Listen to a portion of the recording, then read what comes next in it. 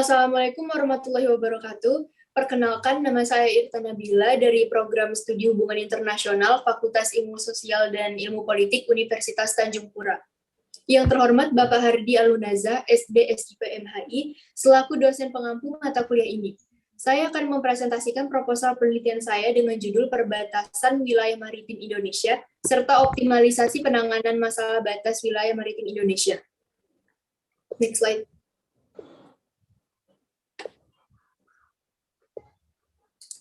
Permasalahan yang dihadapi pemerintah Indonesia terkait penanganan permasalahan perbatasan wilayah dan yurisdiksi antara negara di laut, antara lain, yang pertama, isu sengketa wilayah batas maritim Indonesia. Berdasarkan permasalahan ini, sengketa permasalahan di wilayah laut Indonesia diperlukan solusi pada masing-masing zona laut, yaitu laut teritorial, zona tambahan, ZEE, dan landasan kontinen. Kemudian faktor penghambat upaya penyelesaian perbatasan di wilayah laut Indonesia seperti faktor yuridis, diplomatis, dan teknis. Yang kedua, landasan hukum penetapan batas terluar wilayah negara di laut. Belum adanya landasan hukum penetapan atau pengukuran batas-batas terluar wilayah dan yurisdiksi negara di laut. Kemudian daftar koordinat geografis dan koordinat titik-titik pangkal juga belum didaftarkan pada Sekretaris Jenderal PBB. Dan juga masih adanya garis-garis batas dengan negara tetangga yang masih bermasalah. Yang ketiga, acuan teknis survei dan pemetaan batas negara. Acuan-acuan teknis survei dan pemetaan batas negara masih bersifat parsial, sehingga memerlukan koordinasi yang panjang dan berbelit. Yang keempat, implementasi pemerintah dalam memaksimalkan efektivitas program sengketa maritim. Wilayah perbatasan yang merupakan batas kedaulatan suatu negara secara universal berperan strategis dalam menentukan kebijakan pemerintah, baik dalam kepentingan nasional maupun dalam hubungan internasional. Penelitian ini akan menjelaskan perencanaan dan implementasi penggunaan lahan untuk memaksimalkan efektivitas program sengketa maritim. Baik, berdasarkan latar belakang masalah penelitian tersebut, telah dirumuskan masalah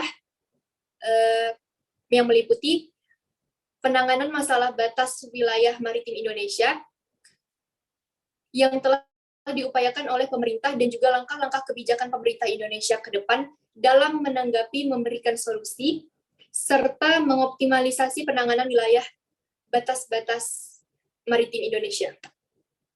Next slide. Beralih ke fokus masalah penelitian, yaitu menganalisa dan memahami kebijakan serta prosedur yang dapat digunakan pemerintah Indonesia untuk mengatasi berbagai masalah wilayah maritim yang ada di Indonesia. Next slide. Baik, teori dan konsep penelitian ini terdiri dari teori geopolitik dan konsep poros maritim dunia atau PMD, diplomasi maritim, dan strategi maritim.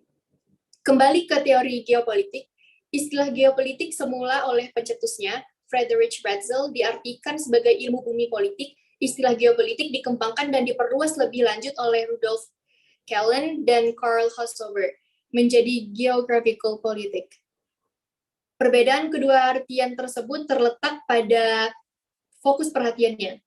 Ilmu bumi politik mempelajari fenomena geografi dari aspek politik, sedangkan geopolitik mempelajari fenomena politik dari aspek geografi. Geopolitik berfokus pada distribusi kekuatan baru, perubahan strategi pada sebuah wilayah, dan perubahan pada zona wilayah yang berpotensi konflik. Dalam penelitian ini merupakan wilayah laut negara. Persaingan geopolitik dapat menentukan berubahnya posisi negara dalam persaingan kekuasaan serta dapat berpengaruh terhadap berubahnya persaingan global. Oleh karena itu, negara dihimbau untuk meningkatkan pengaruh dan kekuasaannya untuk mengatur teritori.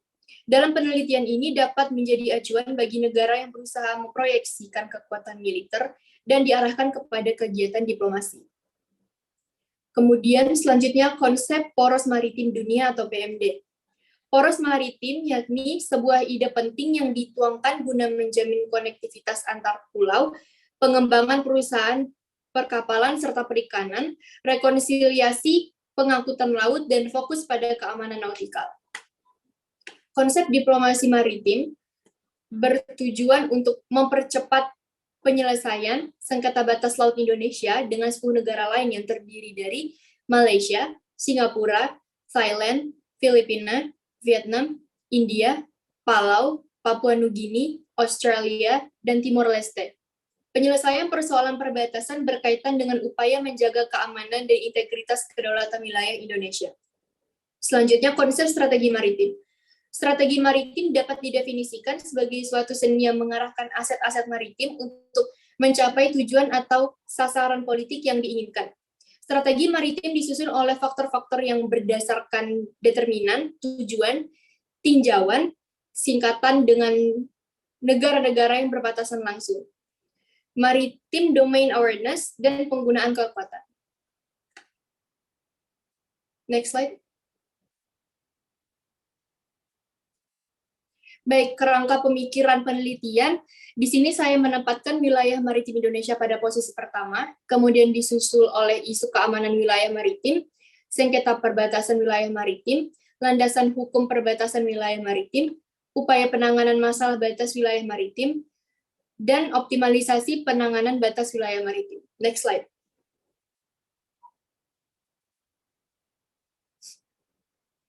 Metodologi penelitian. Jenis penelitian yang saya gunakan adalah jenis penelitian deskriptif kualitatif yang menggunakan data kualitatif dijabarkan secara deskriptif. Kemudian langkah-langkah penelitian, menemukan masalah yang akan diteliti serta menentukan tema dan judul penelitian. Kemudian mengumpulkan data dari berbagai sumber terpercaya, analisis data, dan menulis laporan. Analisis data terdiri dari mengumpulkan data, eliminasi validasi data, penyajian data, dan penarikan kesimpulan. Next slide.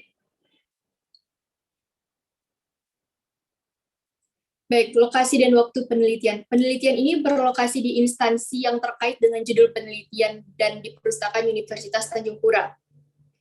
Waktu penelitian sendiri dimulai pada Agustus 2022 hingga Februari 2023. Instrumen penelitian menggunakan artikel, jurnal, dan berita dari situs-situs terpercaya dan terjamin akurasinya.